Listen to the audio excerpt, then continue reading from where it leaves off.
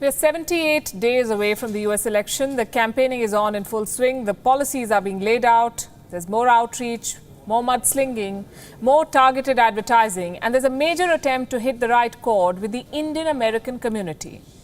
Both the Democrats and the Republicans are trying to tailor their narrative to suit the interests of this community because with their numbers and their clout, they can be the game changers.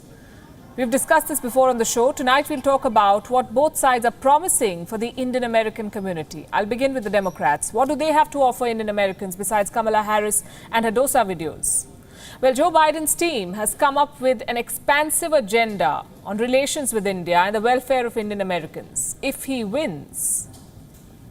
To start with, Biden is promising to stand with India as it confronts new threats along its border. Allow me to quote from his manifesto. Biden believes there can be no tolerance for terrorism in South Asia, cross-border or otherwise. A Biden administration will work with India to support a rules-based and stable Indo-Pacific region in which no country, including China, is able to threaten its neighbors with impunity.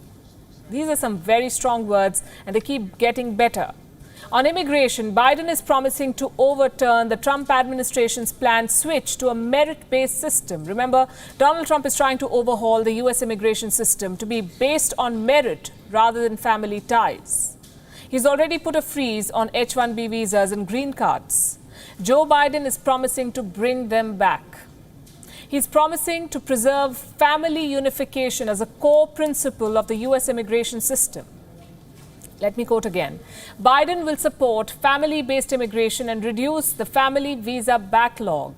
He will increase the number of visas offered for permanent and work-based immigration and eliminate the limits on employment-based green cards, which have kept so many Indian families in waiting for too long. The Democrats do know how to hit Trump where it hurts the most. H-1B visas and green cards are key issues for the Indian American community.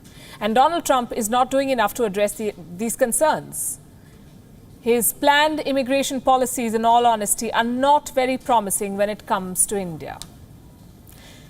So how does Donald Trump and his team, how do they plan on keeping the Indian vote bank intact?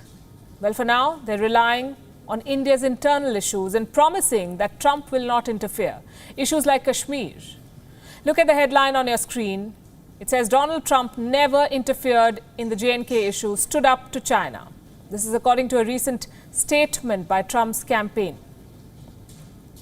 They say the US president has only been a good friend to India, that he backed New Delhi in the face of Chinese provocation, stayed away from India's bilateral issues with Pakistan, helped elevate India's stature on global platforms. This is what they say. This is true, but only partly. Donald Trump kept offering mediation on the Kashmir issue, remember, despite being repeatedly refused by India. At the same time, Donald Trump also backed India in the standoff against China. So how do the odds stack? Well, Indian Americans have traditionally voted for the Democrats. 85% of the Indian American community is said to have voted for Democrats in 2016. Can Trump pull them away this time? Well, for the moment, he's trying to keep his party with him because Republicans are social distancing from Trump. In June, it was G.T. Bynum, the mayor of Tulsa, who decided to not attend Trump's rally. This Republican mayor cited social distancing norms as the reason. In July, it was Senator Lindsey Graham.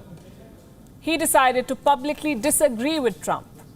He praised Dr. Anthony Fauci's efforts to contain the Wuhan virus in America. And now we're in the month of August. The US president is losing sway over more of his colleagues. At least 5 Republican senators have decided to skip the Grand Old Party's convention, which begins on the 24th of August.